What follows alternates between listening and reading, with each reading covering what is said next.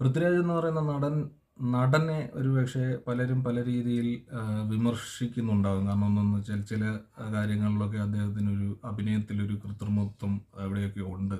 അല്ലെങ്കിൽ ഒരു ടോട്ടലി നാച്ചുറലായിട്ട് പലപ്പോഴും അദ്ദേഹം ചിലയിടത്തൊന്നും അഭിനയിക്കാറില്ല എന്നൊക്കെ പറഞ്ഞിട്ടുള്ള ചില വിമർശനങ്ങളൊക്കെ അവിടെ അവിടെ ആൾക്കാർ പറഞ്ഞു കേട്ടിട്ടുണ്ട്. പക്ഷേ അതിനെ എല്ലാം കാറ്റിൽ പറത്തുന്ന രീതിയിലുള്ള അപാരമായ ഒരു പെർഫോമൻസ്.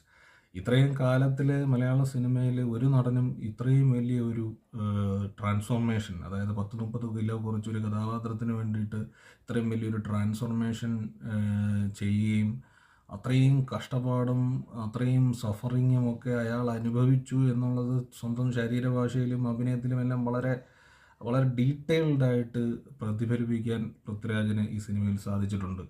അതിന് അദ്ദേഹത്തിന് ഹാറ്റ്സ് ഓഫ്. അദ്ദേഹം എടുത്ത ഈ എഫേർട്ടും അദ്ദേഹത്തിൻ്റെ ഡെഡിക്കേഷനും കമ്മിറ്റ്മെൻറ്റും എല്ലാം ഈ സിനിമയിൽ നമ്മൾ